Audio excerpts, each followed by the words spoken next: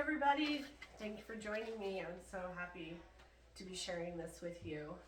I am the Fairy Haven Keeper, and I have a YouTube channel that you can follow or like, share, subscribe. I'm also on all the other major social media channels. I go by the Fairy Haven Keeper, but my name is Jennifer. And this, I'm very happy to present, is Sylvia Hunter. And she is an author. She's also my mom. I get to say that. Hello, everybody. I get the first interview. So we're talking today about her brand new book, Prophecy of the Eclipse. I had the special pleasure of being able to illustrate the cover for her. And this is a really great book. And it's on for maybe somebody who's thinking about writing the book. Well, as long as you're writing a book, you should stay with the book, because if you have big gaps in between, months that go by, you have to reread what you've written. You might have forgotten, oh yeah, this said this in the little prophecy. I've got to make sure that fits in with everything. So you have to become an expert studier.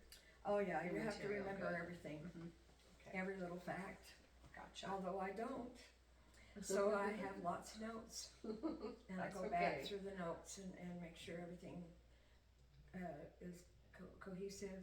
Considering that you'll be having some sequels, are you excited about the direction those are going? Have you started writing the sequels for Oh, yeah. Prophecy of the Eclipse? For Prophecy of the Eclipse, the sequel is called Fairy Scourge. Ooh. And So my exciting. daughter Jennifer here has also done the cover for that one. There will be a third book to wind it all up, but I have started writing Fairy Scourge, but I've got 4 or 5 books on my plate right now, so I'm trying to pick the most important thing right now, what I need to do, but they're all in process. So if I'm writing for Fairy Scourge, my mind goes back to Fairy Scourge, or it goes back to Prophecy of the Eclipse. If I'm writing a different book, I go back and oh yeah, that's what that is. Well, we're excited about that. I know I am. So fans that want to follow you, do you have a website? Oh, absolutely. Ooligag Way, OOLY-GAGG Way, WAY, 250 box, P.O. Box 250, Manti. And how many books so far are published?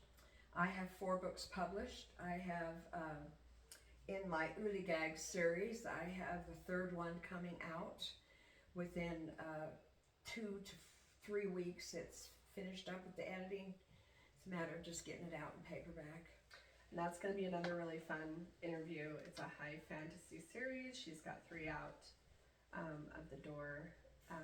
And that story is about a boy and a girl, Mark and Mandy, and what happens to them in the magical world that they get enthralled in.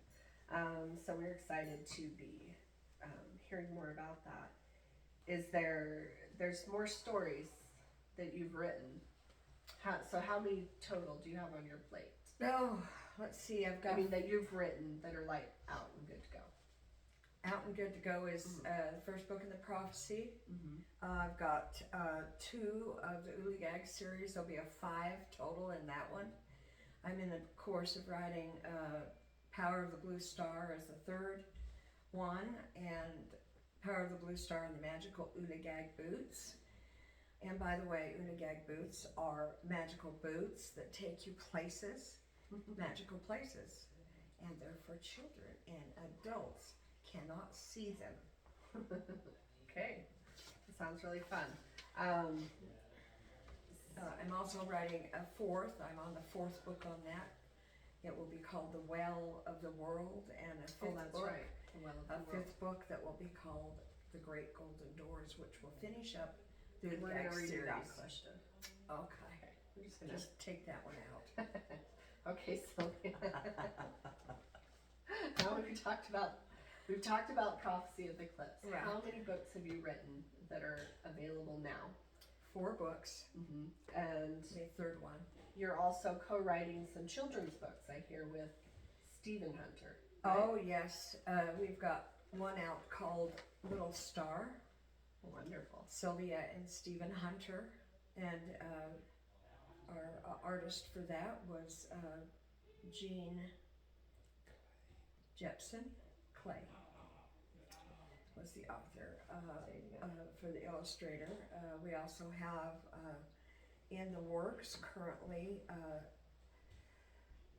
Jelly Beans and Dragons and Jelly Beans. And Jennifer is doing the illustrations for those. I've got 2 books. I'm excited to be doing that. Can you tell us a little bit about Jelly Beans and Dragons? Absolutely. Well, so a children's book is it, and it's a picture book. It's a picture book. So, so the question is, why do dragons love jelly beans? The answer is revealed inside my book. Is there anything else that you would like your fans to know about you, about things that are coming up? Yes, I have a brand new series I just finished up, 30 chapters. Sneak preview title, honey. Should I give him that? That's up to you. Now, this title is very, very strange. Let me talk about how I get my ideas. Can I do that first? Sure. Yeah.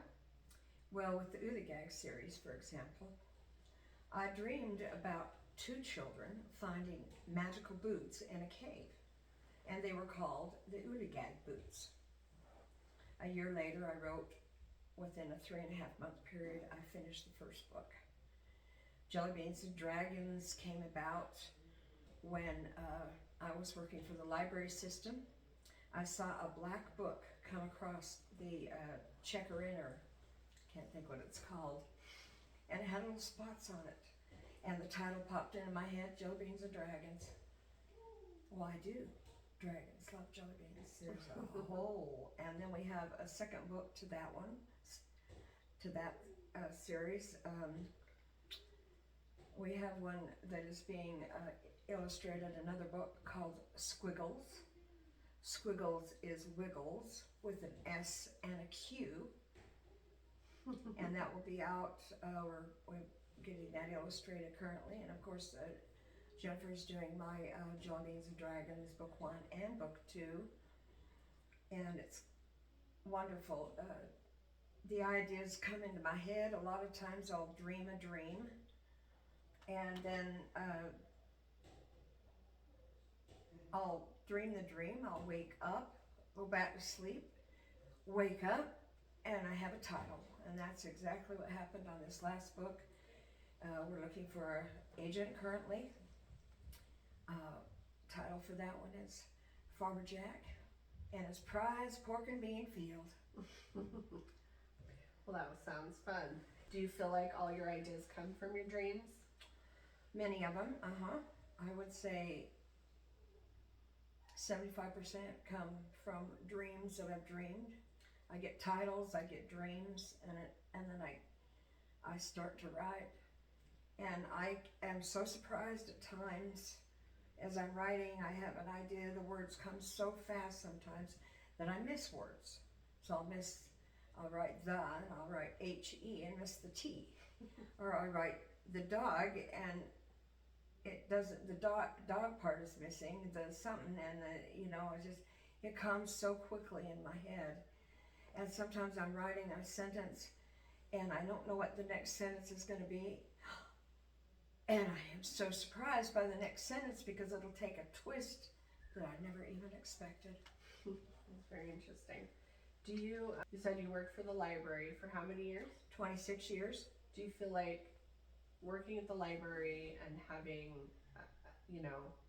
seeing so many books and things come through and having that around you as an environment helped you, influence you to maybe want to be a writer? Or do you feel like that was just a totally childhood dream? Well, I've always wanted to be a writer.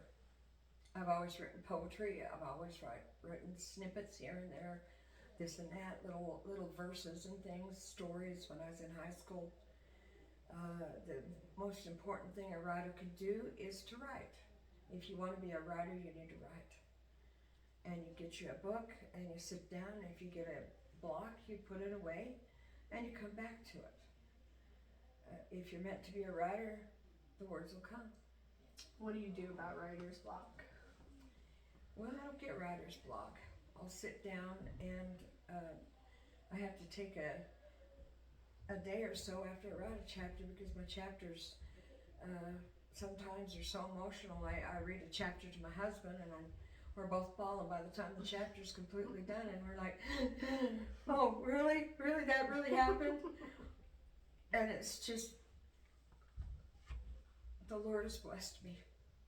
That's where I get it from. My Heavenly Father has blessed my life and allowed me to become the writer that I am. And I'm very proud of that.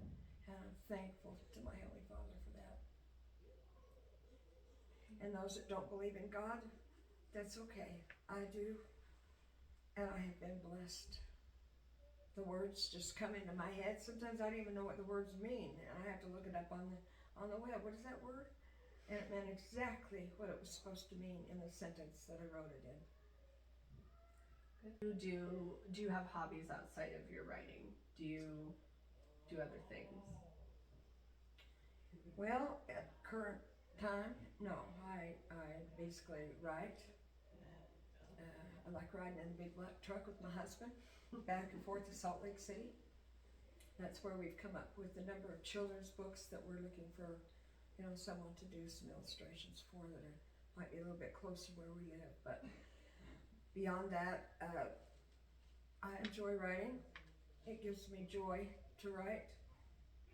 I feel the words that come. I pour my whole soul into my writing, and I hope that people can feel that. So, if you are curious about Sylvia's books and want to pick them up, again, they're available on Amazon and Kindle, hardback, downloadable, and by audio. And paper. And I'll include some paperback as well.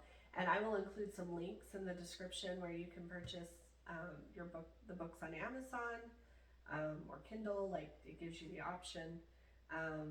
And we are so excited to be sitting down here with the author and learning about her books, and we'll be hearing more about it. I will have a website up shortly, Uligag.